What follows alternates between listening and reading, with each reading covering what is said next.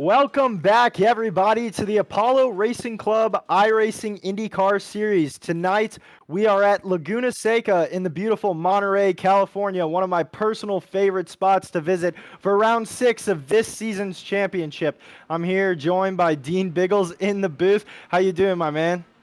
I'm doing absolutely fantastic, mate, because it's one of those most unique and famous tracks in corner. What is that corner in this motorsport track? What is the one? Corkscrew. Exactly, it's the corkscrew. Now, how do you manage the corkscrew? Is the corkscrew the key to this classic track?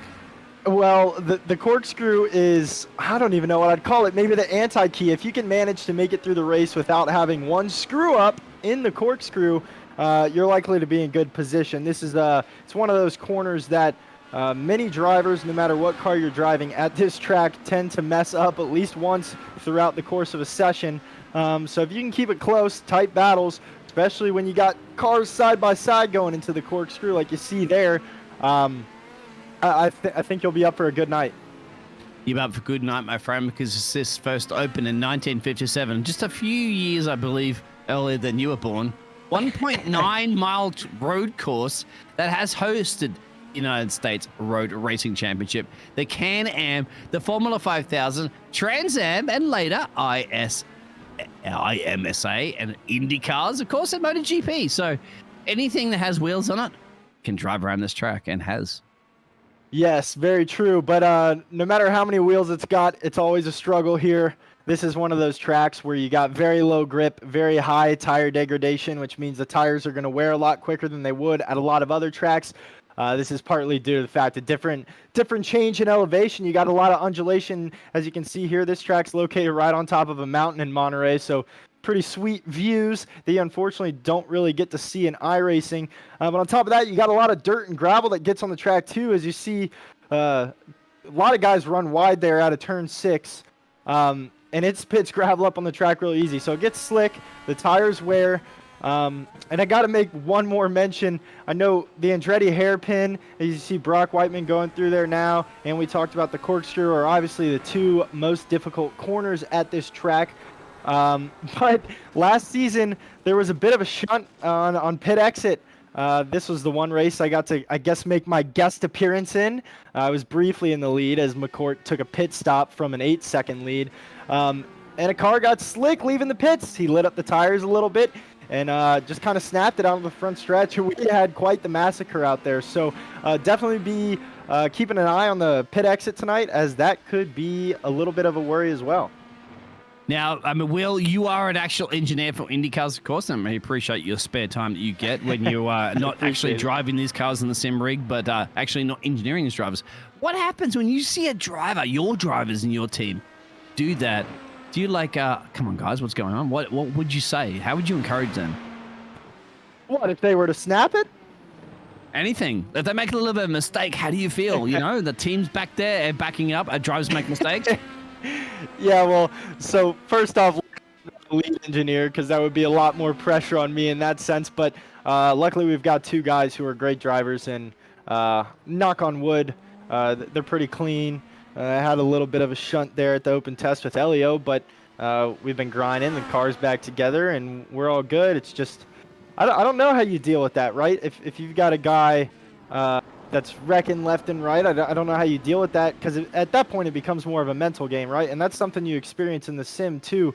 Like in the Formula 4 race that I raced in the other night here in ARC, I started on pole and locked it up in the hairpin at Sebring on the first lap, and it's just part of the mental game, right? It's all about keeping your mind ahead and staying focused and trying to recover from it. So, I mean, that's racing. I saw that, Will. I didn't want to remind you of that one, my friend. I'm sure you weren't really reminded of that one, but hey, you still got pole. You still were the quickest man around that track. Did a good job. This is true. And that's it. It's mental games, isn't it? When you make a little bit of an error. It's all mental games. It's all psychology. It's why a lot of drivers in real life have sports psychologists go on the road with them.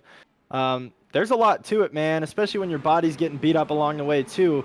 And I know a lot of the guys here, even running 40, 50-lap races, like tonight's a 50-lap race, they're going to be tired at the end. And I'm sure some dudes will be sore too, and that's just on the sim. So I can't even imagine it in real life, experiencing all those G-forces and everything, especially down that 59-foot drop of the corkscrew turn 8 here.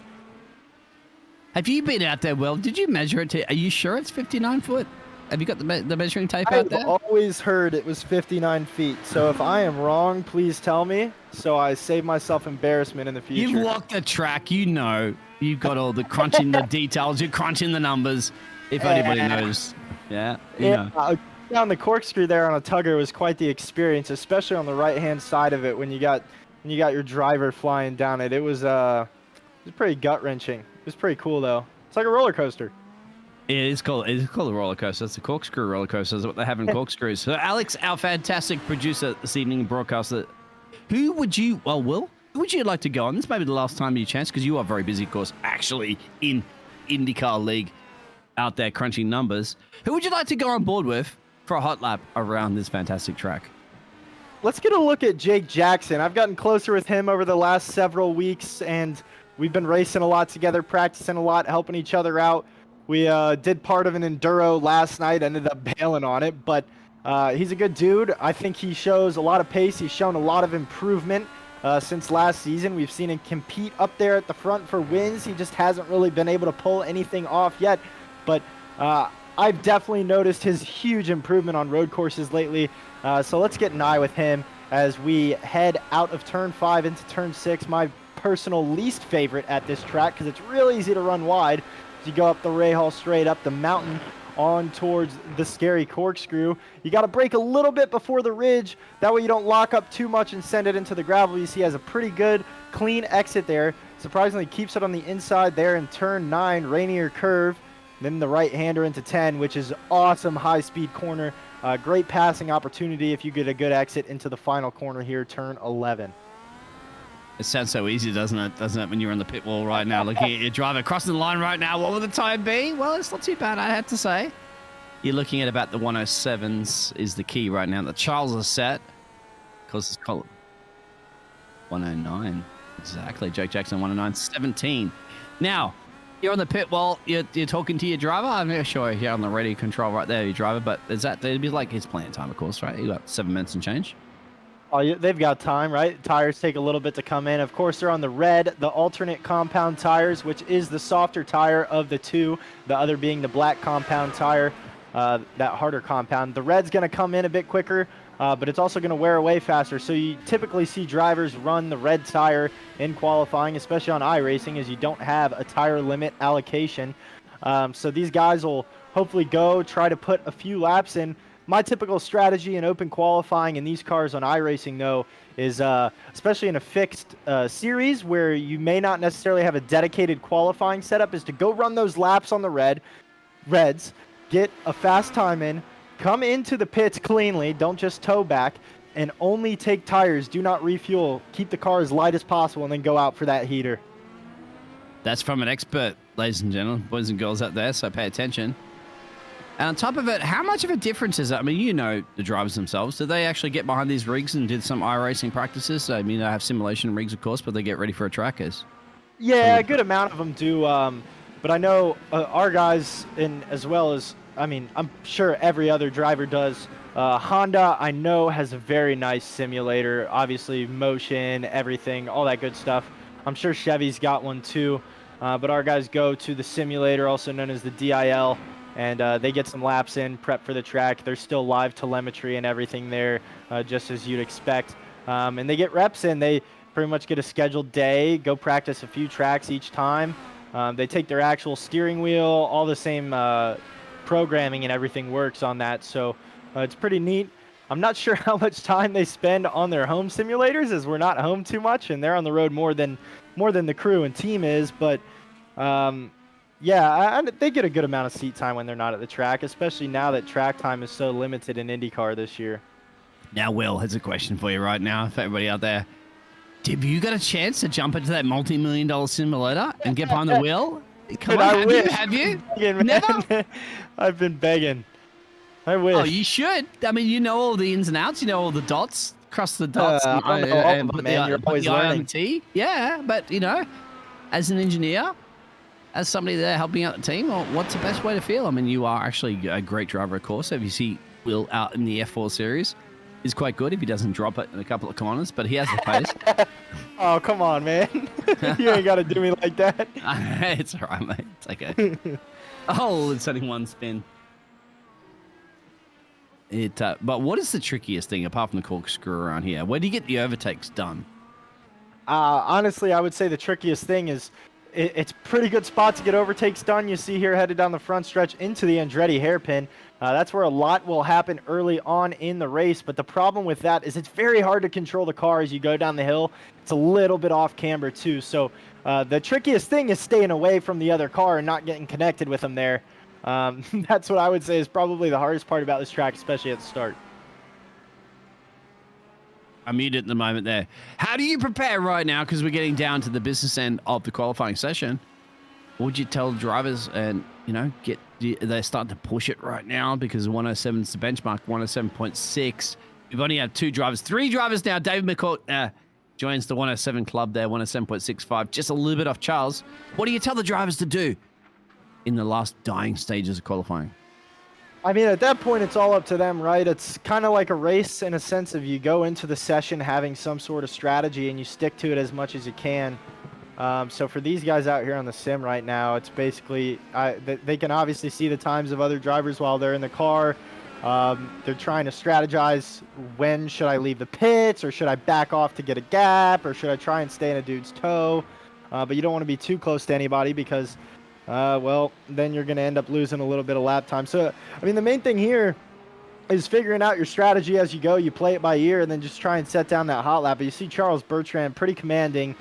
This qualifying session has quite the faster pace than we had last season at this race. I'm sure they cooled down the track temp a little bit. It's down to 97 degrees Fahrenheit here right now. So it's not absolutely scorching like it typically would be at Laguna Seca. Charles is back in the pit lane, but he might be going back out there to see if he can defend that one because obviously you got David McCourt there. It's a powerhouses now. Think about this one too. Andrew leading the championship, I believe, at the moment for the SS Race Labs team. Yes, he is. He's the man you want to beat. 183 points at the moment. Adam just a little bit further down the road and David McCourt. So they're the top 3 to look out for here because we're getting close to halfway through the championship. We are, as you can see clearly on the Twitch and YouTube stream, round 6. So it's make or break time. Don't want to be breaking away. Definitely make or break time right now. You see him down in the 10th spot. He just left the pits to go out for another run again, but it looks like he will probably only get 1 lap in, maybe 2 before the session expires and we move on to the race. So he's going to have to make something happen quick. If I'm him, I'm on my out lap right now on fresh reds. You got to beat these tires in super hard so they're ready to go for that first flyer. When you cross the line, you see him screw up there in turn 6 and twist the rear end and snap it out a little bit. John Krauser has to avoid him. Real close call there. Andrew Cerwick looks like he's had a pretty rough qualifying session so far, letting some guys by. Yeah, there's going to be some more damage there. So he's not going to stop any higher than P10. Yeah, I don't think he's going to do anything about that. That was a nasty, too slow, right? Cold tires. And Andrew under the pressure. And that's it. Yeah, I think maybe you were casted. Well, the engineer cursed him. There you go. Engineer cursing. Don't do it, Will. Don't do it. Well, you see, that just shows you how slick that gravel and sand is, though, right? He was barely going anywhere at all. He's under 20 miles an hour, and it just snaps him like that. These cars are not built for your grandma Sunday drives, mate. They're built for top speed, maximum revs, maximum energy, as you know. And I think at the moment Andrew might be in big trouble right now. But yeah, how would you feel starting really around P10 at the moment? Charles looking if I'm solid? the championship leader starting there, I'm not too happy with myself, to be honest, and I'll just leave it at that. Oh, okay. But hey, this is a crazy race where anything could happen. It's 50 laps. You're looking at a 1, maybe 2 stopper, depending on fuel strategy. It'll likely be a 2 for most drivers, as it's very difficult to fuel save in iRacing. This track's a little bit easier since there's a lot of downhill portion, but anything could happen. I'm not cursing him at all. I'd like to see Andrew run a good race, keep that championship fight alive and well. But he's definitely going to be starting off on his heels here. He will be. Andrew's kind of a mix on the field there as well. No. Texas is he got the victory in Texas. He got the victory in the Polo Club there. Spa P3, not bad. And Road America P16, so road tracks. But Indianapolis, well, not too bad there on the ovals. it doesn't look like he's solid so far in the road courses. But I tell you what, you know, look at the other driver as well too, Charles, man. I mean, Charles, he hasn't had the lucky break. He's got P5 in Texas. He hasn't done a couple of races. Got Spa, and hey, Spa is the one you want, and P5 in Indianapolis. So it's Charles' time to shine. Yeah, it is Charles' time to shine. It's redemption for him as well. That's why I wanted to come back tonight too. But Charles is actually the man that lit it up leaving pit lane and took a couple of us out last season. So it's great to see him up there. He's a quick dude. He just made a mistake, and unfortunately it cost the race of a few others. But you see, he's got pole by about 2/10.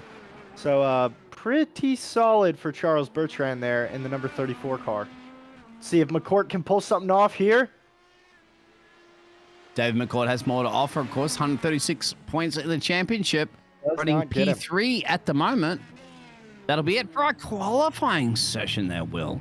What are you be doing right now? Crunching numbers? Helping your team out? What would you do? More than just numbers, but yeah, I mean, there's just always a lot going on at the track. That's why the sim is pretty chill. It's the safe space, right? You just get to go out there and compete and have fun, and that's what these guys are going to do tonight. Looks like we got 21 drivers entered in the race tonight for 50 laps here at WeatherTech Laguna Seca. Should make for a good one. Should make, expecting some pace cars, fast repairs, of course. Grid will be up there. So, Will, this may be the last time we get to hear from you, mate, because you've got to be very, very busy, of course, going around, traveling around the old fantastic United States of America. And Canada. And Canada, okay. I'll be back if I can. But let's kick it off here with our starting grid for round 6 of the ARC IndyCar iRacing Series, starting on pole with a flaming hot minute 7-second lap. Charles Bertrand, followed up closely by David McCourt, Joseph Dupont, Adam Martin, and Jake Jackson. What I say is the man to watch in P5.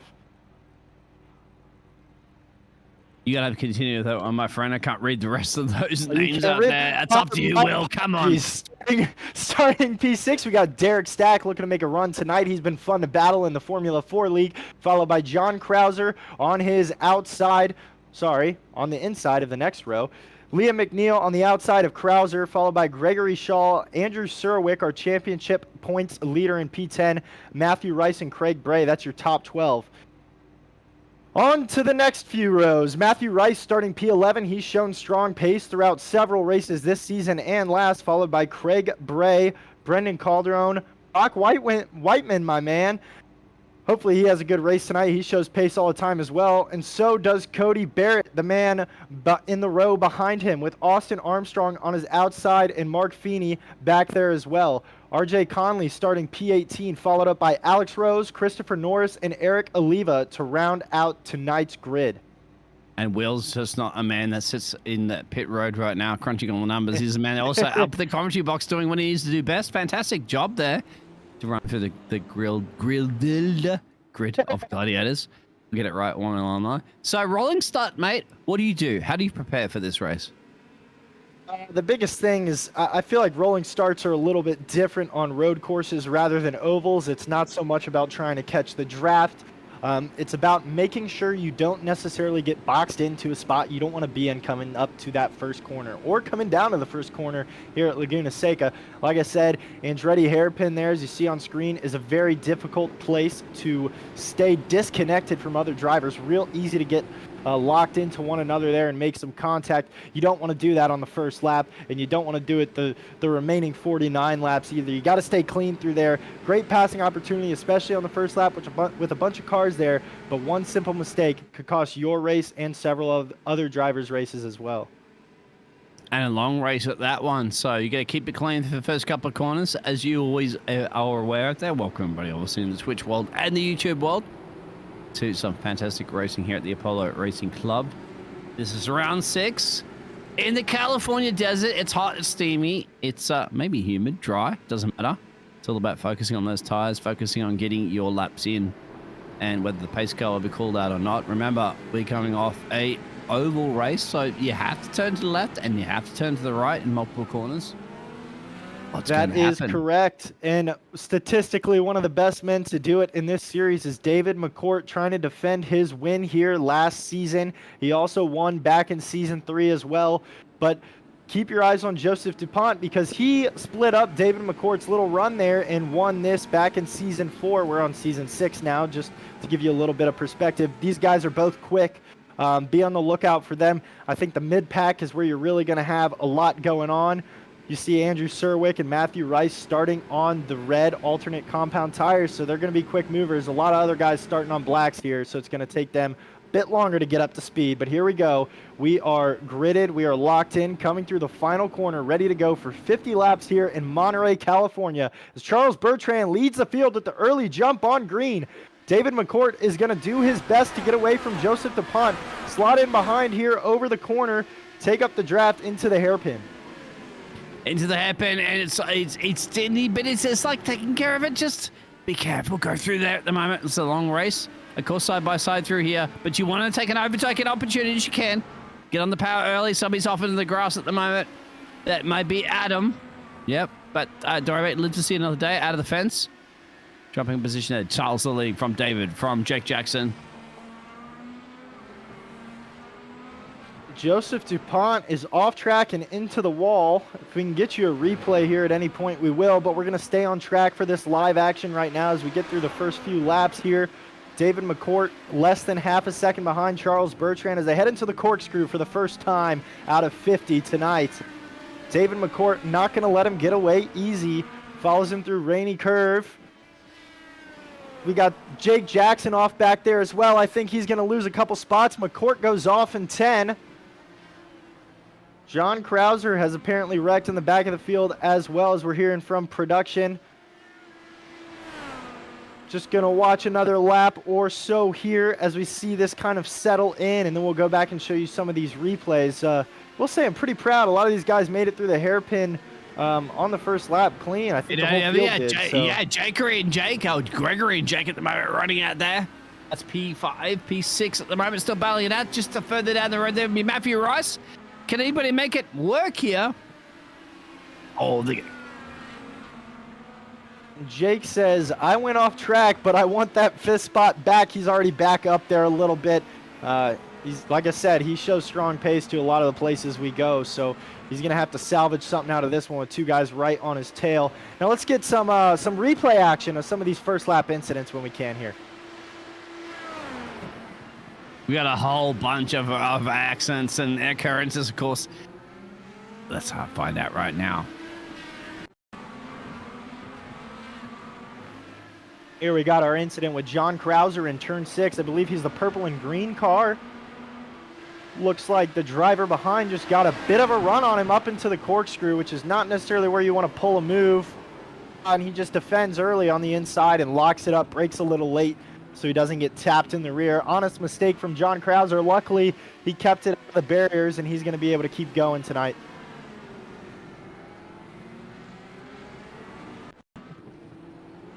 Get on board here with another incident. Check out this incident with, I think, Christopher Norris. Picks up a few cones along the way and just locks it into the hairpin as well. Takes Krauser out. So they've been racing hard that first lap and a half there. Yeah, back to the live entertainment director at the moment as well. Oh, wow, looked off at the moment there from Matthew Russ, trying to bring it to Jake Jackson. We have some picture-in-picture entertainment as well, too, if we can see at the moment. But Jake Jackson currently running in P5, the 99 car, climbing down the corkscrew. Further in the field has got Matthew. Gregory, you will be on board with. And you can see Gregory currently running in P7. He has won Matthew Rice up the road. I'm on board right now on the camera there of Jake Jackson. And you can see the exit speed right here. Jake Jackson, lovely livery. Got DRS. Yep. That's Gregory. That's Matthew. Sorry. All that to move a tap at the moment, reminding him, are you here? Yes, he is here.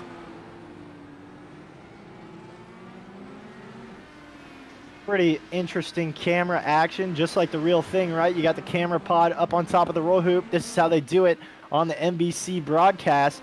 Pretty sweet to have these options in iRacing as well. We are better than NBC, my friend. Action. Oh, yeah. Way better. I don't know if I'm allowed to comment on that. I'd like to think so. It's a fun time. I know we're we will not be going to a commercial break with just a few minutes to go in the race, I promise.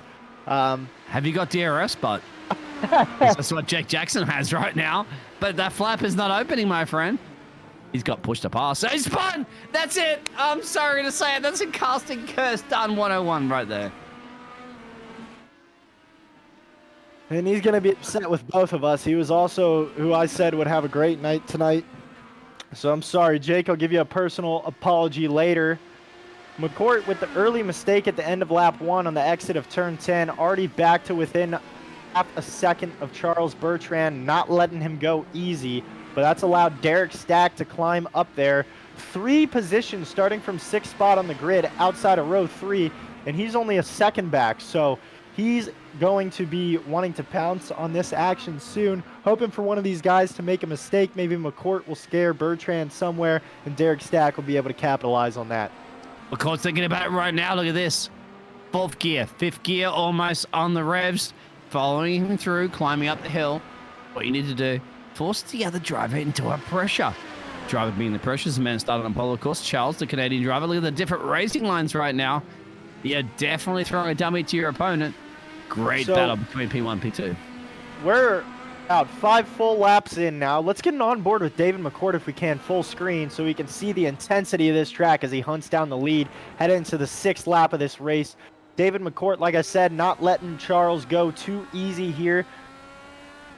Going to be pushing it pretty hard. Like you said, a little bit of a dummy move in the corkscrew there. Wouldn't be surprised if he does it again here in the hairpin just to kind of scare him wide. You see him peek inside. He's like, hey, look in your mirror, buddy. I'm right here, and I'm not going anywhere anytime soon. If we got picture-in-picture as well, too, we can actually see it from Charles's rear gearbox cam. And you can see how close he's getting at the moment. That's the 55-car David McCourt putting that pressure on big time. I actually felt like the camera, he touched the camera. He definitely touched the camera. We'll see how he can handle this one right now. Yeah, David McCourt definitely pushing these braking zones to their bounds as he's trying to keep Charles in his sights, but he keeps following him real closely through a lot of corners, picking up a little bit of turbulent air and running wide, picking up some dirt, putting it on that rubber, making it harder to brake down into these corners, but he handles it very nicely through the corkscrew. Gonna run wide there onto the entry of 9. Losing a little bit of pace on Bertrand. Could be a little bit of fuel save. Maybe David McCourt's trying to turn this into a one-stopper. Would be quite the stretch, but also quite the strategy as well if it does pay off.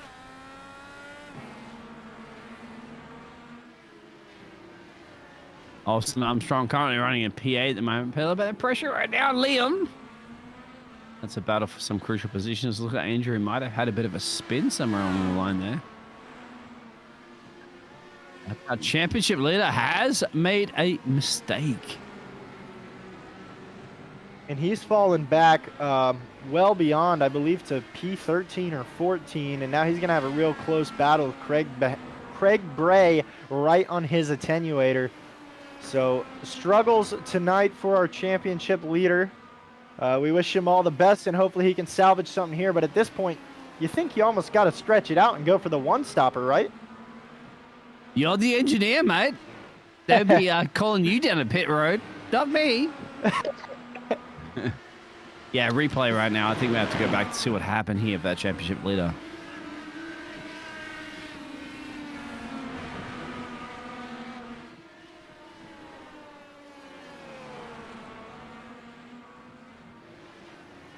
Goes for a late send on the inside of turn 11 on Brock Whiteman and just locks up the fronts a little bit, sends it long.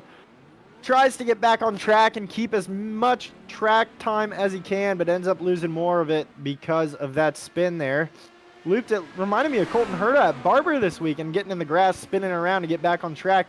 You see where we got Austin Armstrong going side by side with Brock Whiteman through the Andretti hairpin as they try and chase down the 325 of Liam McNeil. I just got a Twitter message right now. He's not happy with you calling that one out. Oh, yeah? You're in trouble, my friend. Did you go picking on these drivers, okay? They're risking their lives at top speeds. Not picking on him. I said it reminded me of that. He's an exceptional driver. Yeah, I know. He's a stud, man. There's a lot of stud Australian, drivers in IndyCar nowadays. Can he beat Will? Can he beat the Aussie Thunder from down under? I don't think he can. I don't know, man. There's a lot of good competition in IndyCar nowadays. I think the aero kit allows for a lot of it. And the aero screen getting added to this chassis was kind of a shake-up for everybody. It took time for people to get used to. There's still drivers that say they're not used to it. That's a I good don't know question, if it affected Will. anything in iRacing. Yeah, how did that affect like the overall team performance there? Because Well, you got a it's higher even, center of right? gravity, right? Yeah. So there's a lot of little things in the setup that have to change to kind of account for that, or to basically, what's the word I'm looking for? Almost cancel that out, right? You got to figure out ways to get the car feeling how you were used to it feeling before the aero screen was added, because it's a good 60 to 80 pounds added up there. I know the screen itself is 60 pounds. I don't know how much the halo and the support bar are on it, but that is a lot of weight added to the top of the car. And on top of it, mate, wouldn't that change the aero goes into the top of the box? Remember the top of the box is that little intake that you see at the top of the cars? It throws a lot of the air into the engine, right? Well, it's actually not an intake anymore on these cars. It used to be, I believe, a couple generations ago. Now it's just the roll hoop for driver protection if the car were to flip. As you can see all the way through it. But I don't know. I wasn't in this profession. I was actually still in school, still in high school, when the old chassis was run before this new aero kit was added to it. So I honestly don't know all the differences of it. The IR18 aero kit is all I know, man. That's okay, mate, because we go to school, right? Pay attention out there, boys and girls. If you want to be a part of the IndyCar Racing Team League, just listen to this, man. Battle right now. That's a battle at me 352, the 325 there, Liam. He's got Austin Armstrong behind him. The other Armstrong, the one that doesn't take performance enhancing, you know what? He's pushing pressure on right now, isn't he? Well, he is definitely applying the pressure. Let's get on board with Austin Armstrong here as he chases down Liam McNeil into turn 5. Armstrong running that Alexander Rossi Napa Auto Nation paint. Looks pretty sweet. I believe Liam McNeil's got a Texas Tech paint scheme, so I wonder if he is a Red Raider himself. Got a few buddies who went there, so what an like to see moment there. Oh, Down the hill. The corkscrew catches you off, doesn't it? Look at this. Back market in play. Gonna get past him, clear him as quickly as possible. Around the outside, but no, back market says, I'm not getting out of your way anytime soon. Gets it done. Does he? Oscillate breakers. Spot the apex. And that is huge for Austin Armstrong as he obviously gains a position there on Shaw, loses a little bit of time to McNeil, but it gives him a greater gap behind to Brock Whiteman, who is following very closely behind. Whiteman's going to look to the inside into the hairpin. Doesn't take it as Shaw slams the door on him. They're going to have to run through this middle sector here. We've got quite the spread outfield now. Almost every inch of this track is covered by some sort of car or dirty air. Cars are all over the place, so lap traffic will be in play tonight, and we're only 11 laps into the race. 11 of 50 as well, my friend. At the moment, still Charles leading the Canadian domination from Dave McCourt.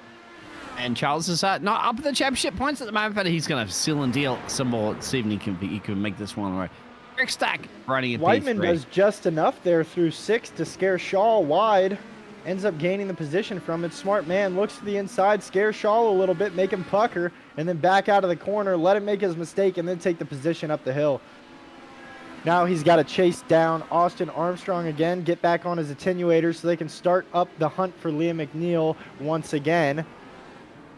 We are about a quarter of the way through this race. Austin's got around. The final corner. Austin running in P8. I think at the moment it's made a little error. We'll go back to that one in a second. He's going to lose a couple more because of it. Yeah, it looks like Gregory might get past Brock. Gregory has got past Brock side by side, of course. Battle for P7 and P8 at the moment. And Alex Rose and Andrew Cerwick take Austin Armstrong on the inside there. He's got a lot to recover from now. He was running real close up with those guys. Now the tires are a little overheated. These are the red tires. Again, they degrade faster than the primary black tires. So 12 laps in, especially with a spin or two, they got to be getting pretty brutal. You don't see too much oversteer there, luckily, but as he continues to follow these cars and push the tires a little bit more, you're surely going to see them wear quicker. Did you put them in those cooler blankets? Just take up put the car tires back in the cooler blankets. Yeah, they're going to have the box soon. We don't have blankets here in American racing, man. I didn't know that. It's fine. I still like to cuddle those tires. You got to take care of them. They're the only four you points gotta take care of them for sure. Keep those Firestones clean, man. Yeah. Yeah, I like it. So they're going to have to be boxing soon, aren't you, as you mentioned? So that's Matthew on those red stripe tires. RJ Connie on those red stripe tires. Andrew and Austin running in P11 and 12 on those red stripe tires. Everybody else on the harder durability tire.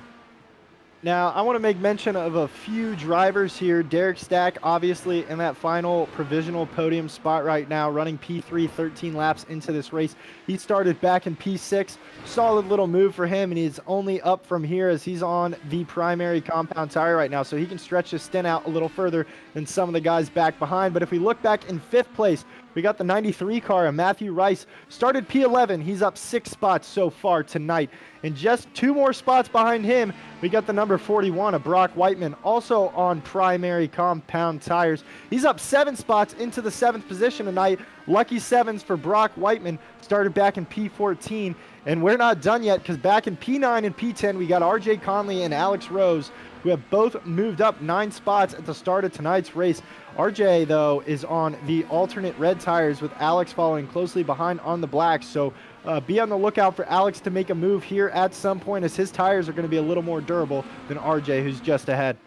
His tires might have to retire. That's the word you're looking for. Exactly. I have to say Brocky's in the green car. Green means go.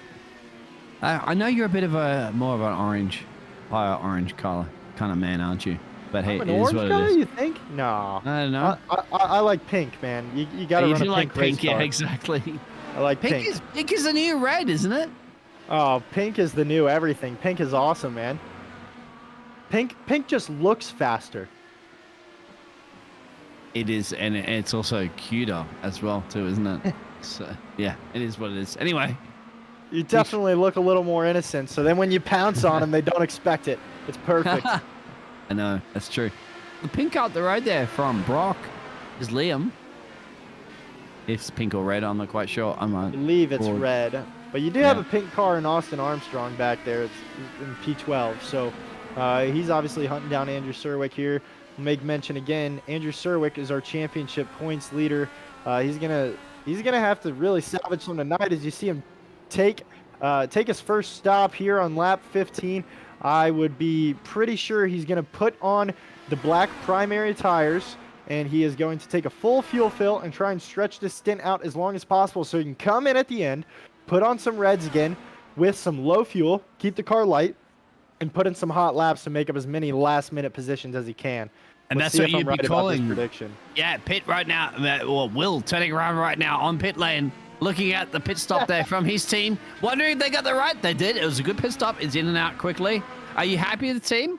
Would you be happy with him? I think he did his job Andrew right. is not my team. Andrew knows that we are friendly rivals anytime we're in a race together. And I'm still convinced he won't let me race him because he's scared of me, but that's just a joke. And I hope he watches that later and texts me out of the blue because of it. He's doing all right for the early mistakes, though. Especially after that stop. I don't know where he's sitting right now. It looks like he's back in P16, so not too shabby. He's about 55 seconds back from the leader. Be able to make 20 or so in the pit sequence. So when those guys up front pit, as long as they're on the 2-stop strategy as well, Andrew's actually looking pretty good when we get to the end of this race. Matthew Rice is in, but if you the director can focus right now, David McCourt put in the fastest lap of this race so far, a 109.86. Charles just up the road. So who's going to shove and barge first? Both on the primary tires. And you can see Dave McCourt pulling in Charlesy right now. Pulling out maybe the police maneuver. Do not do the police maneuver, please. It's a friendly race. There it is. This is great. And Charles and David have each only burnt 1 of their 10 push-to-pass uses throughout this race. So that's that quick horsepower boost that those lovely twin turbos give you here. You get 10 of them during the race. Like I said, they've only used 1, so they got a lot left to go later in the race. Could be some of the strategy, saving a little bit of fuel so they can short fill on that final stop. But They are definitely playing it a little conservative right now, just letting things settle between them. We'll see how it pans out, man. 9 each. 9 each. I think Charles has responded a little bit to the pressure there for Dave McCourt, but what do you do right now? You're driver, Charles. You're on the pit lane. You're on the pit wall. Do you get Charles and do you call Charles in? He has to change the pit tires. At the moment, they're still lapping pretty quickly. The only guys really in the late 109s. Everybody else is in the 10s. So, well, if you're Charles here, you want to stretch the stop out as long as you can. As you can see, the track map is pretty busy far behind. Quick estimate, if he comes out of the pits, he's going to come out in traffic. So that outlap is not going to be too hot. And if he allows David McCourt to overcut him and he pits early, then David McCourt will surely come out ahead. So if you're Charles, you want to stick it out as long as you can. David McCourt, you either stay out and you pit when Charles does, or you try and make a jump and undercut and just take your chances. Let's go down to David's cockpit right now on team radio. Unfortunately, we can't. It would be great. But he's going to follow him. So does he box when Charles boxes, or does he just wait to see the gamble? Lay your cards down right now. It's not a poker tournament. This is definitely a IndyCar tournament here in round 6. David McCourt consistently going faster every lap. Set another 109.8 there. Still just 7/10 back from Charles Bertrand, but you see him quickly closing those gaps on the stretches there. That draft is huge. Army's in the pits there. You got to drop a couple of places, but Army's getting rid of those soft tire compounds, as you mentioned. They're going to the more durable ones to see out this race. Maybe a splash and dash, of course. But still Charles leading from David McCourt there, and Derrick, Stack, and Adam running in P4. So that is your situation currently at the moment here as we're getting closer to, well, not really halfway through the race. Of course, about 1/3 through the race. Yeah, we're getting there. We're a little over 1/3 of the way through. If we want to do some quick math, we're 36% of the way, since you like to say I crunch numbers a lot, but a lot of good, clean racing so far tonight.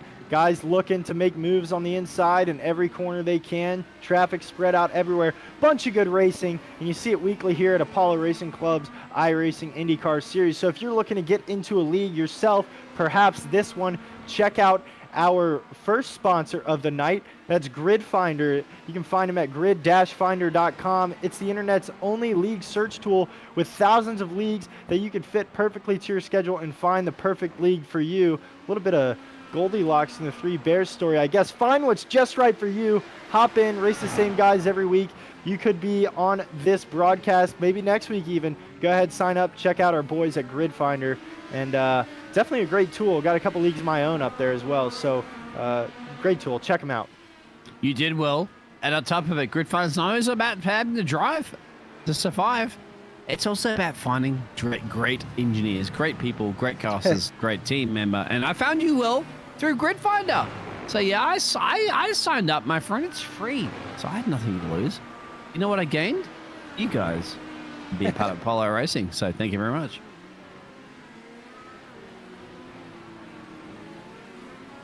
See a bunch of guys here soon. People will be taking their first stops. I'm really interested to see who is going to be trying to push it to a one stop tonight.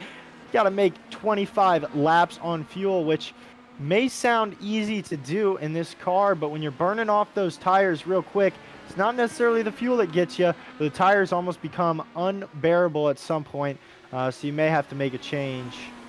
But I would be sure that some of these guys up front will be trying to stretch it to a one-stopper.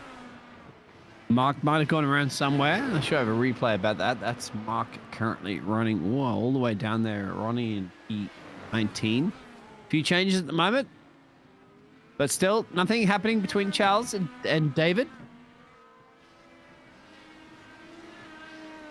So who's going to lift first? Who's going to take the undercut or the overcut? Now, if you're in Charles at the moment, what do you do? Like, he's the one that has to make the call at the moment. It's in David's court, really, isn't it? At the end of the day, He can react immediately to see what happens with the Canadian driver currently in the race. Yeah, like I said a few laps ago, if I'm Charles, I'm still staying out and stretching this as long as I can.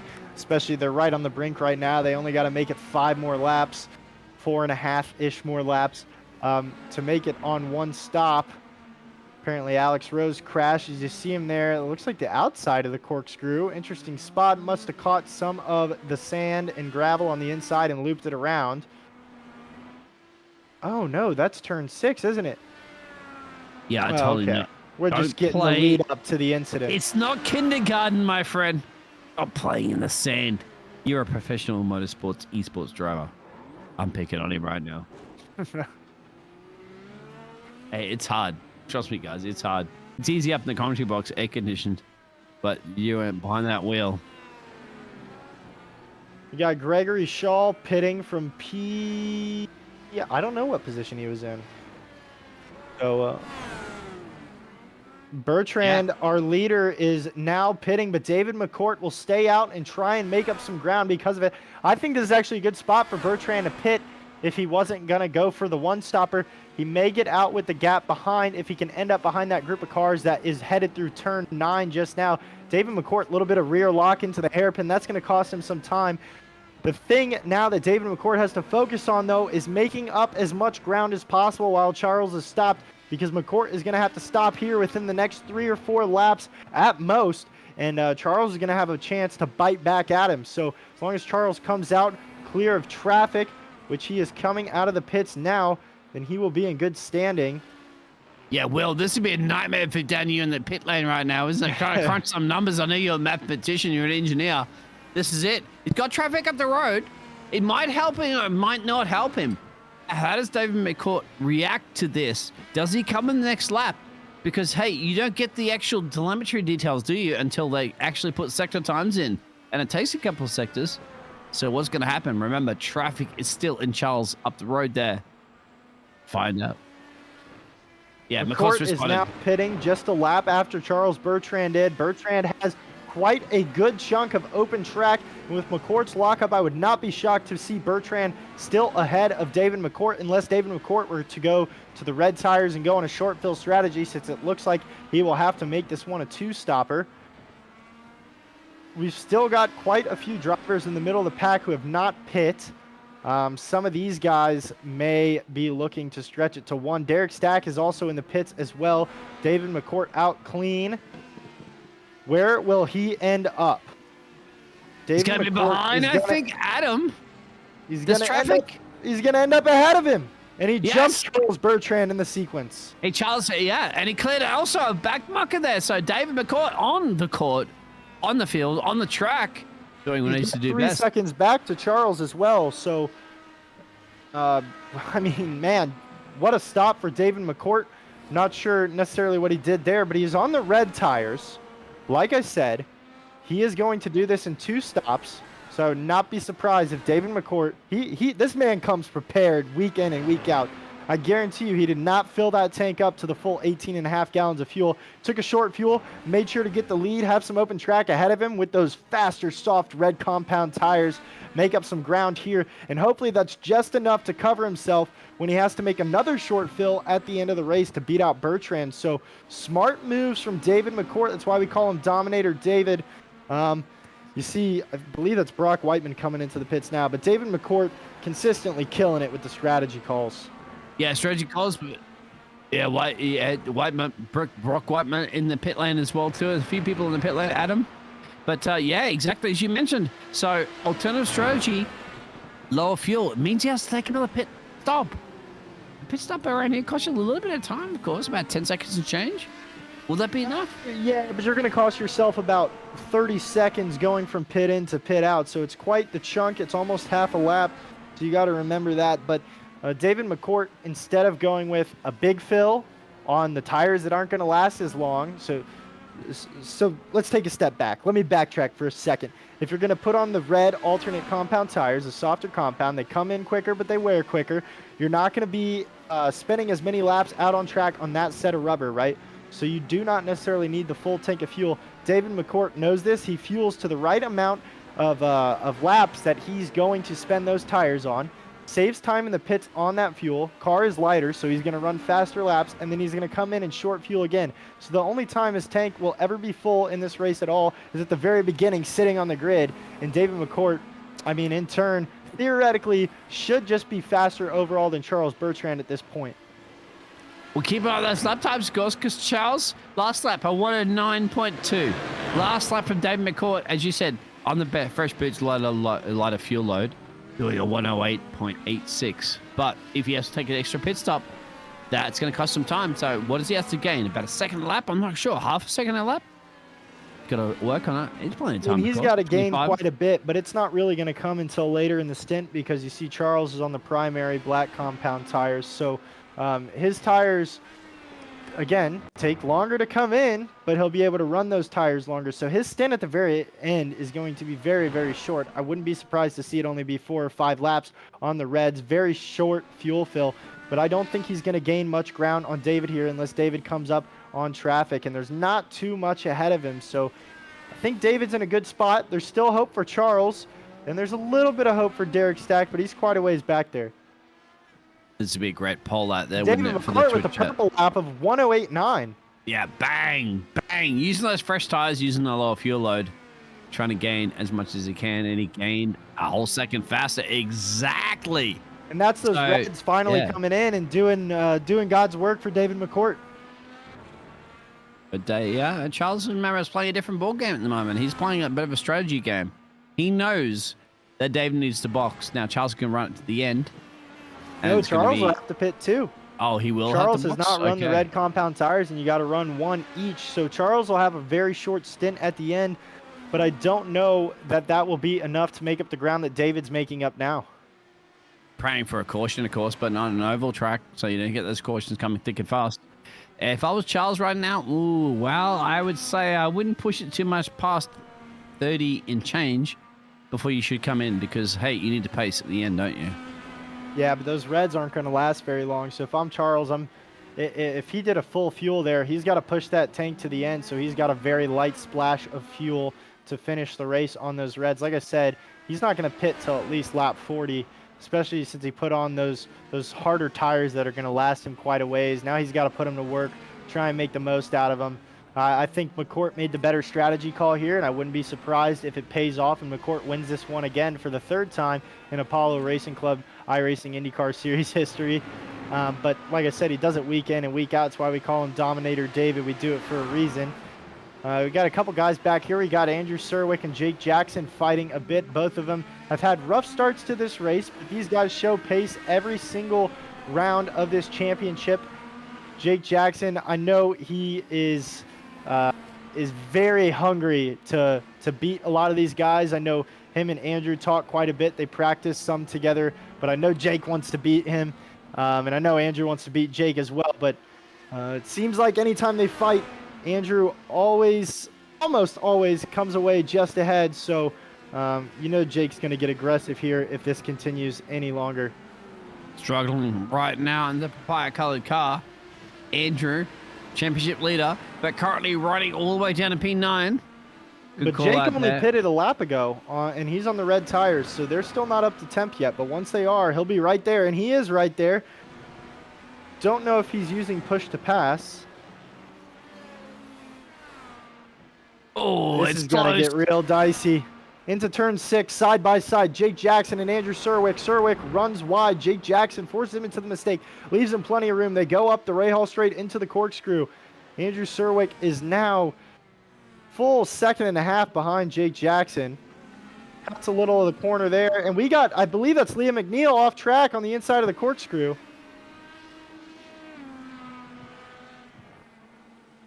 Yeah, we're going to replay what happened to Liam.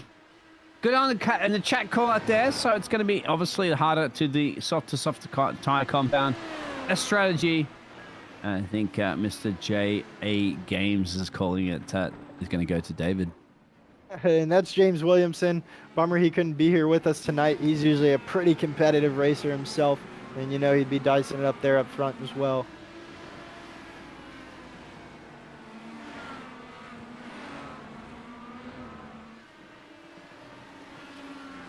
You got Alex Rose way back there, back in the pits again.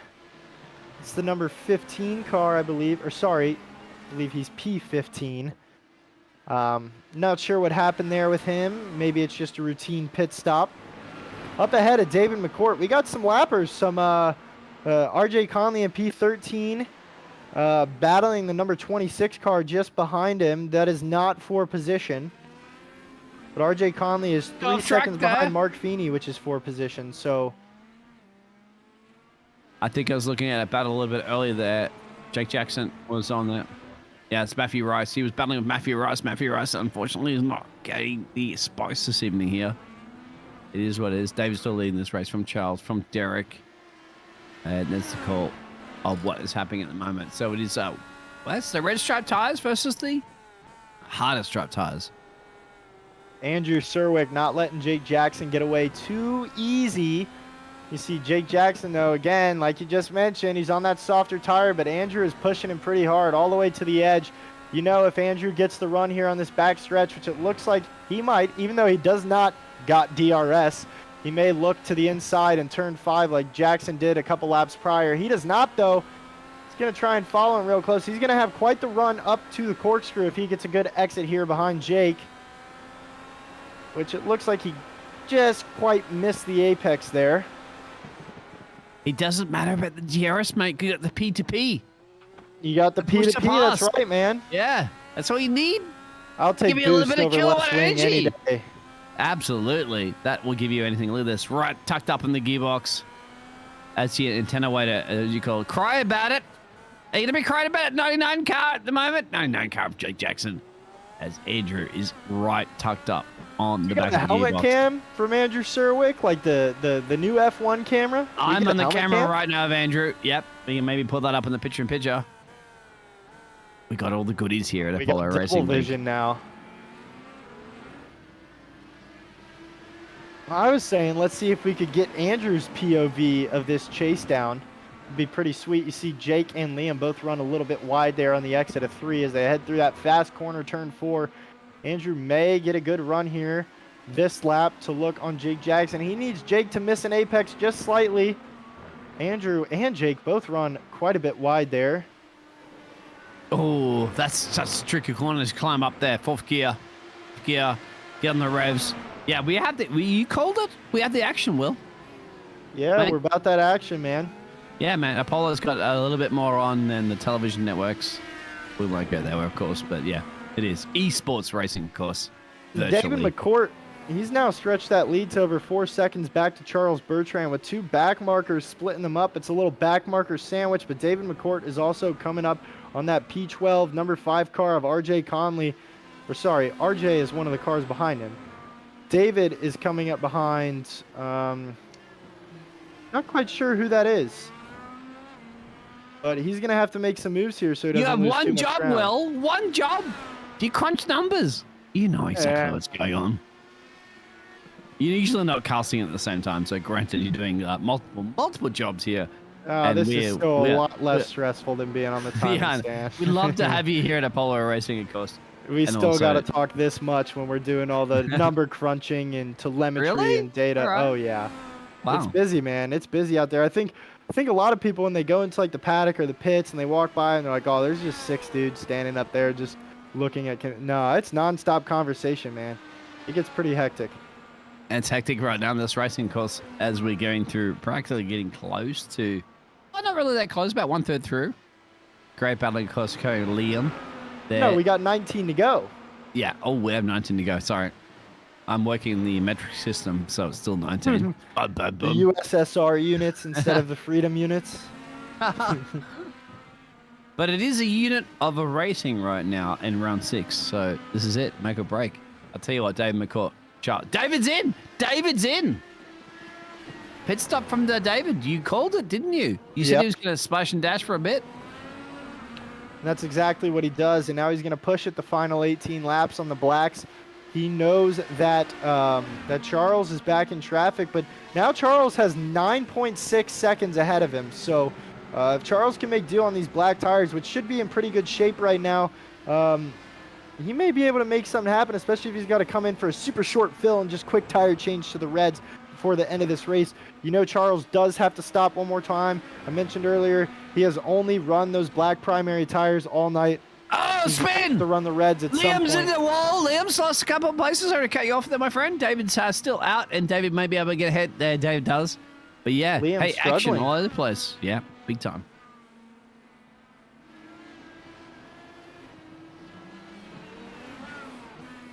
Now, I got to mention him again, that number 41 car of Brock Whiteman. We'll get the refresher at the end of the lap here, but he started P14. He's all the way up in P4 right now, running pretty well. I mean, Brock Whiteman having a heck of a night. Can't be too dissatisfied with that. He's on the reds right now, though, too, so I'm sure he stopped 10 laps ago. He's going to be stopping within the next 5 or 6 laps. Put on probably reds again, if I had to bet, to run it to the end. No. But I tell you what. Oh, listen to Will. What does he know? He's only a race car. I don't know. IndyCar racing engineer. He doesn't know what he's talking about. I don't know anything. Of course he does. What are these cars called again? Formula One. These are V12s, right? Yeah, of course. Yeah, and they've got like high speed and like turbo Apollo. boosters and nitrous or something. I heard something about they that. do a push to pass. No ERS. The DRS, unfortunately. Sorry, guys. So is Spoiler push alert. to pass like Fast and Furious, like Need for Speed? What are we talking about? I don't know anything about Have you driven in my GTR Skyline, mate? I'll give you a little bit of double boost of turbo. I'll put you back in the seat. Close battle there between RJ Conley and Craig Bray for position here with 17 to go. Craig Bray trying to give RJ a tough time. But RJ is just riding his wave. We make a reference to his livery. Pretty sweet car. But he's got to hold on tight as Craig gets real close to him there on the exit of 11. You see Craig Bray. That dash is lit up bright green. He's on push to pass and taking the draft of Conley just ahead. Going to be looking to make a move here on those primary tires on the outside into turn 1, the Andretti hairpin. He pulls it off. Quite the run. Late braking. Wow. RJ Conley is going to have to make a move back. That's bold and brave, but that's called an overtake. Exactly. Michael Massey, it's called motor racing. He did it. We're gonna have to call him Craig Brave because that was a heck of a move to stick that on the outside there. That push to pass really paid off for Craig Bray there. He's only got 5 push to passes left though, and RJ's still got 7. A lot of these guys have been pretty conservative on the button tonight. They've still got quite a few uses left, and I'm sure you'll see a lot of guys spend towards the end of the race. I'm loving this, Will. Burn more fuel. I'm loving this, Will, because, I mean, DRS, of course, and you saw that from some of the liveries of the drivers there. Got DRS. No, you won't. But tell you what, after being new to IndyCar casting, thank you very much, Apollo Racing League, for allowing me to cast in this. It's exciting. The push to pass, I think, is more entertaining than DRS. Don't tell all my friends in Formula One about that one, but it is.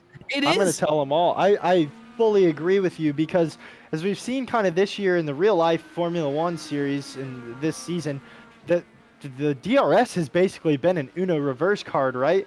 Some dude uses DRS to pass you and you're like, oh, whatever. I just have to make sure I stay near you within a second and I'm getting Uno reverse card you and get you right back. So push to pass, there's at least a little bit of strategy to it, right? You gotta plan out when you want to use it. Again, it burns more fuel, so you don't want to use too much of it too early or too late in the race because you may end up burning more fuel than you predict and run out on track, which is everybody's worst nightmare. But it adds a lot of strategy, right? There's optimal times to use it. You wouldn't want to use it in the hairpin. You called it, Will. You called it. Because, I mean, I've been casting Formula One races for some time right now. That DRS is all too mighty apart. It's like, you get a pass, you get a pass, you get a pass. Well, that's fine. But how many push to passes do you get? That doesn't happen in F1. And guess what? F1 now is going to have 3 races next year. So they are catching up currently at the moment to what you guys have been doing in the United States of America for some time right now. You figured it out already. Still a ways off. I don't know, man. I just, the one thing I really wish, I'll put this on my Christmas list this year, dear iRacing, please make the push to pass like real life. In real life, we don't just have 10 uses of push to pass throughout a race. There's a number of seconds allotted per race on push to pass. This past weekend at Barber, each car had 200 seconds of push to pass. So the way they use that is they push the overtake button once, usually big green button, to turn it on, and then they push it again to turn it off. And they can use it 1 second at a time, 50 seconds at a time if they'd like, but it adds that much more strategy and optimization into the driver's hands. It allows them to kind of learn how to play their cards right. Well, Will, don't tell them. But esports is going to be more popular than the real sports in the future. So, yeah, don't let them in that secret, Will. We have this one already. It will be. Pit side, Gregory and Andrew in there. Andrew, our championship leader at the moment in the pit lane. Charles still out on track. David still in P2. Brock, what's happened, actually? I'm not going to see what's happening at the moment there, but Will, don't tell them our secrets. I don't have secrets. I'm an open book, man. Almost as open as that gap between Charles back to Derrick Stack and P2 right now, about 17 seconds. It is. But Charles, you said, has to box. How long can he hold out here? I mean, Derrick Stack is going to have to box as well. So why did they have to box? Tell me, why did they have to box? They're not going to make it on fuel. Charles has 109s? Okay, no? Listen, here's. Charles has not pit since lap 21 of 50. Derrick has not pit since lap 22 of 50. Both guys started on the black primary hard compound tires. Both guys are currently on those hard compound tires. They have not run the soft red tires yet. They have to run those tires, and they aren't going to make it on fuel. They're both going to come in at the end for a quick splash of fuel and those red tires. I predict that Charles Bertrand should beat Derrick Stack out unless he makes a mistake and loops the car somewhere. But that 18-second lead, 17-second lead is not a baby lead on Stack. So Charles has him cleared. But the question is, can Charles stay out in front of David McCourt, who is about 30 seconds behind and does not have to stop again? That's going to be what you want to look at tonight. Brock Whiteman is going to have to pit again as well. So even though he's up 10 positions in that fourth spot, he's likely to drop a few more. Adam Martin also going to have to pit as well. He pitted back on lap 23. As you see, Brock Whiteman is actually in the pits now, so he's making that stop with 10, 11 to go in this race. He's listening to you, Will. He called it to me, on man. the money, exactly. And Matthew Rice, very impressive. He has not pitted since lap 15. He's up to P6, started P11, but obviously he's going to have to pit again. He's been running those black tires for 24 laps now, so about what you expect. Well, I've seen these drivers pitting. Is everybody watching the broadcast while they're driving, or what? Am I telling these guys when to pit? I can't run strategy for. You're an expert. For 20 cars, You're an man. expert. You're an expert. I am not even close to an expert. Brock is in. Well, Rice is in. So yeah, exactly. Look at that gap at the moment. So it is at the box. If, of course, well, Will calls it. He knows. Charles, Derrick. Well, McCourt is holding that. Is not really gaining much on Charles Bertrand. And even though Charles had to get by that back marker there, he's still holding that 30-second lead over David McCourt, who's back in P3. Derrick Stack has pitted now, so that means McCourt is going to move up to that second slot on the podium. Is that 29 and 3/4 seconds going to be enough? Yeah, that's what I was saying. He's following. Yeah. Sorry. So is that 30 seconds behind Charles going to be enough? When he has to come in and pit. You're the professional, mate. You tell everybody out there what you do. Most of these guys who have had to pit are spending 30 seconds from pit in to pit out, and it's about another 10 seconds to get from that pit exit cone all the way to full pit exit onto the track. So I think McCourt is going to come out in front of Charles Bertrand tonight. And your final three, if no mistakes are made, will be David McCourt, Charles Bertrand, and Derrick Stack. But hey, man, what do I know? Well, you know what you know? We'll pause it for a second. We'll go commercial break. No, we won't, of course. It's going to be driver 51. Bad exit at the moment from Adam coming out of the pit lane. Into the, I was going to say grass, but it's a gravel trap. Yeah.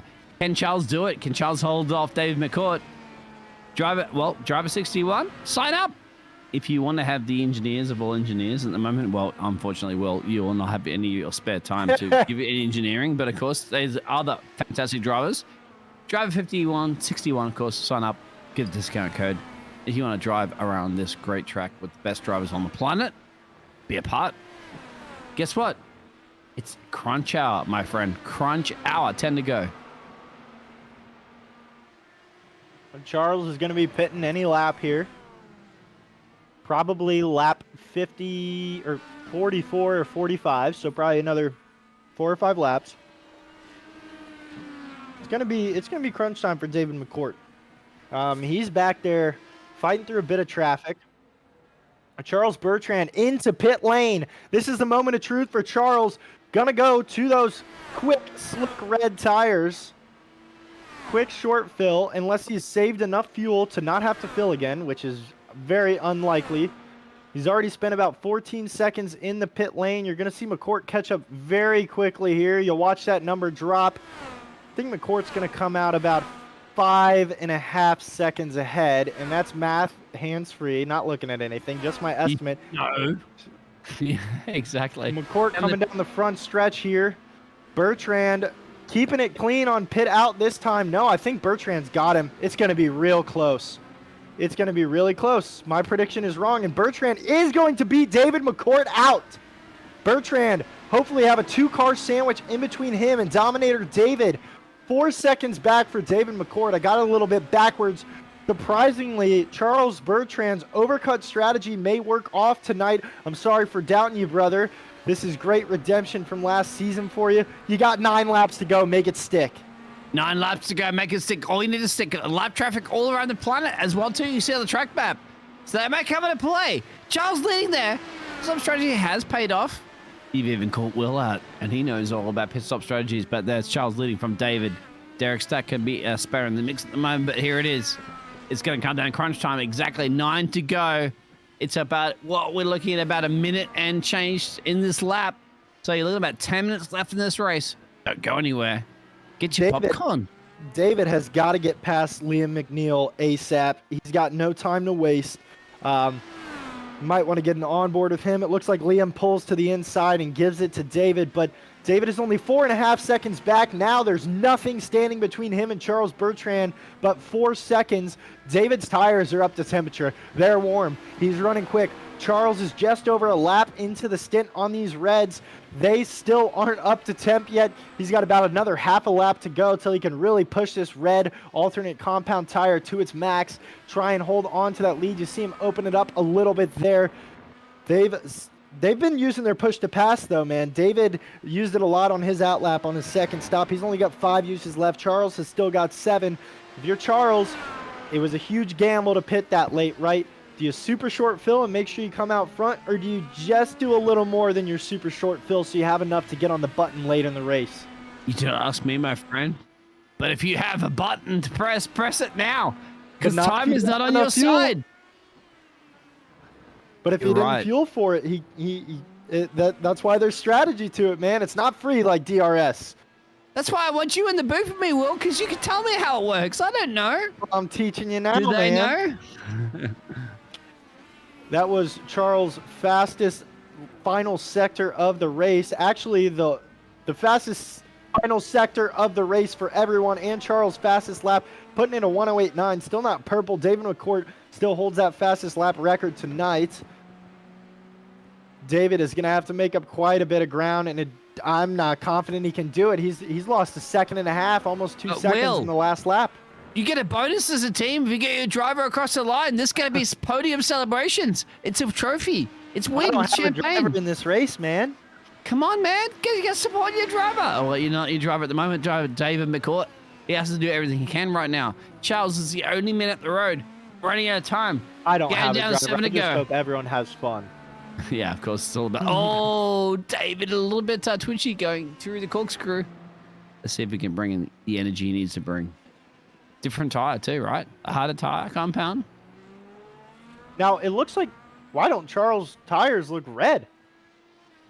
It's showing on my overlay that they're red. They're red to me.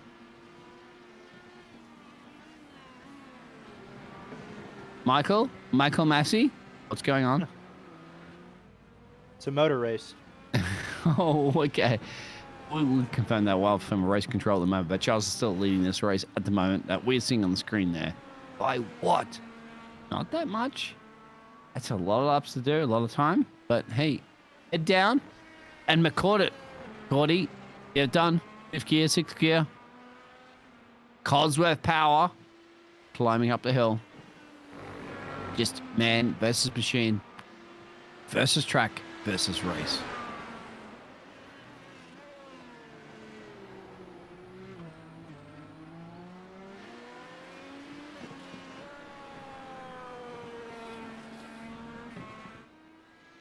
We got a tight battle back there between, I think, Gregory Shaw, Andrew Cerwick, and Matthew Rice. That battle for P6. Sorry, not Shaw. It's just between Cerwick and Rice. Jake Jackson not too far behind, though.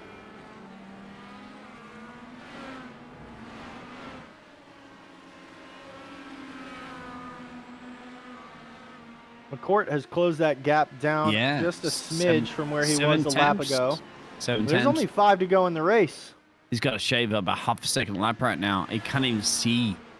And this could get real. This could get real dirty. You see these guys right here getting real dicey with one another. They've managed to still stay on the lead lap, but the leader Charles Bertrand is not too far behind them. Actually, only about 10 seconds back. So if a big shunt were to happen between these 4 or 5 drivers up here, it could really have implications on those 2 fighting for the lead there. You're on the radio right now going, get the overtake. Actually, as drivers telling you at the moment, they're saying, Will, shut up. I know how to drive. Yeah, I think Charles might have this one. Charles can just bring this one home. He's pretty quick on those tires, of course, but will they bring it? We're down to 5 to go. Matthew Rice, you see struggling there on the front stretch, that inside wall. Brock Whiteman still hanging on. He's good to go to the end, and he did hold that 4th spot. Still up 10 spots, so my prediction was wrong there. It looks like Derrick has a damage, but Derrick's out. Derrick has damaged his rear wing. And you need wings if you're going to be racing around a motocross. Flat out. Big trouble there. Now, Gregory Shaw is chomping at the bit to get to Brock Whiteman. Going to look to the inside into turn 11. Force Brock a little bit shallow into the corner. Shaw takes a lot of curb, though, and that's going to kill his exit speed. Saves Brock for another day, but... David's got a puncher! And we've got a new purple lap from Adam Martin in the 15 car, running back P12. He just set a 108.6, so that's the fastest lap of the night from the man back in P12. That's at least something to put a smile on his face tonight. I know he hasn't had the race he wanted to. I think David has a puncher. Is it just me? But David looks like he has a puncher. Dave McCourt? Maybe it's just me? Oh, it's just my graphics. Oops, sorry. David is coming in hot, really closing in on Charles David. now. David has still not used any more of that push to pass. He's got 5 uses left. Charles has 7 left. But David is less than 3 seconds back now. So this is going to get real close here with 3 to go in this race as the number 55 hunts down the number 34. They're going to be heavy on the button, I'm sure. If they've accounted for it on their fuel allotment, they're going to be heavy on the button, trying to beat one another to the line. Do you think David's got a little bit more splash and dash on that one? Charles can hold him off? David's making quite the push. He's now down to under a 2-second gap to Charles Bertrand. Not sure what is going on with Charles here. We may want to get a look from Charles' gearbox. Let's get that picture-in-picture going from Charles and see how quickly David can catch him from behind, especially in some of the heavier braking zones like turn 1. He's pretty far back. Let's get on board with David, actually. Bad call. Let's quick audible. On board with David, and we can see that closing speed on Charles Bertrand, our race leader just ahead. Coming to the line, 2 to go. Not long. You see David McCourt, screen light and green. He's on that overtake button, that push to pass, getting that extra boost of 50 horsepower. Look at that, breaking down into the first corner.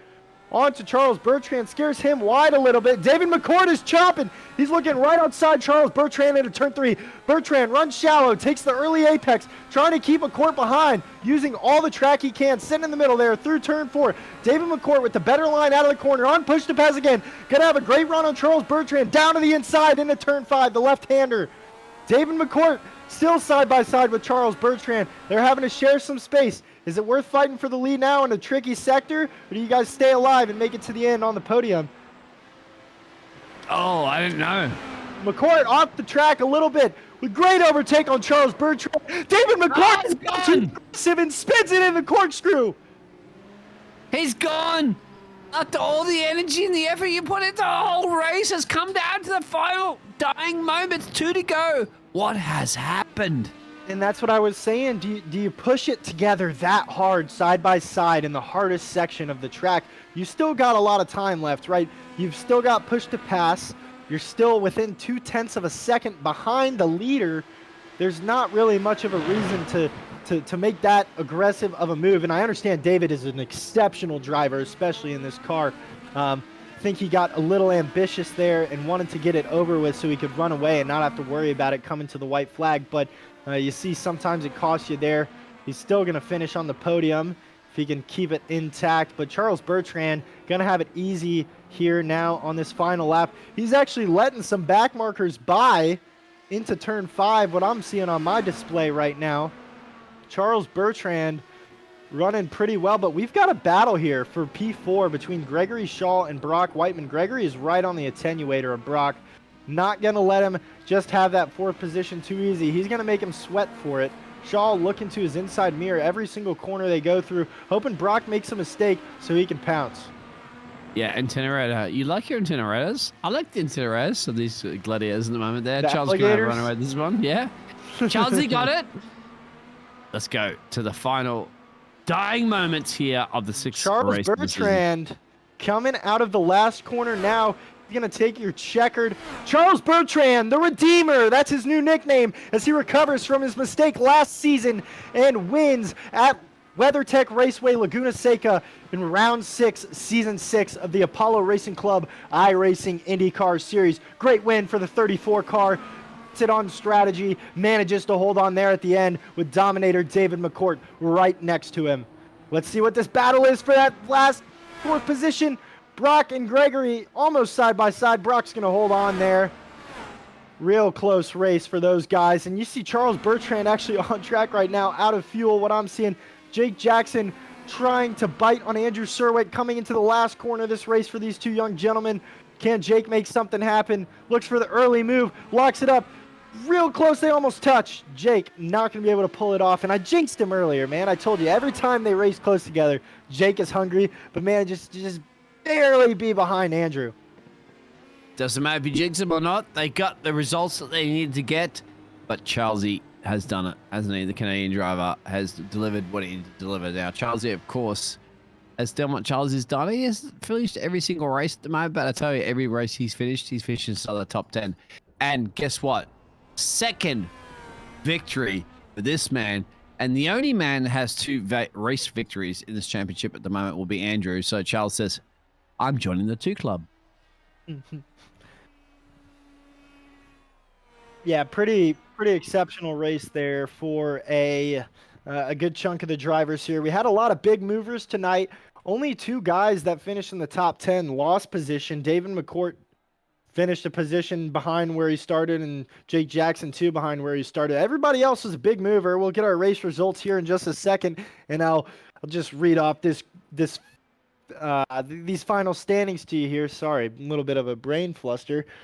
Charles Bertrand obviously coming home in P1 tonight, taking that checkered first.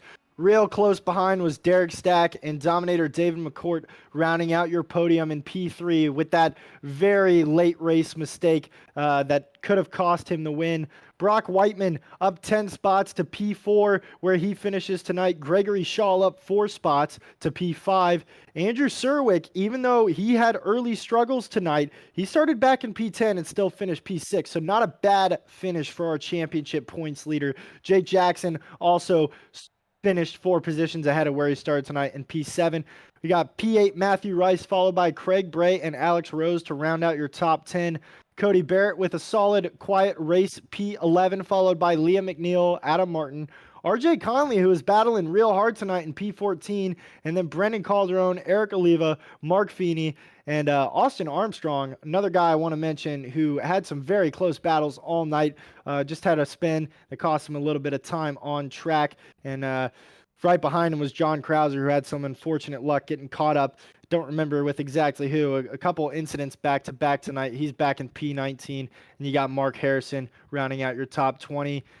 Then our final 2, Christopher Norris finishing P21. Joseph DuPont, who actually qualified, I believe, 2nd tonight. First one out of this race on lap 1 finishes P22, so that's going to sting a little bit. He hasn't had the best luck here the past 2 seasons, even though he won back here in season 4. Well, the bees have stung. The track is done, and the checkered flag is flagged. So that's it. We're going to go to a quick break, of course. You want to hear from the drivers? We want to hear from the drivers. Go anywhere. We'll be back in just a minute. I don't know that. Oh.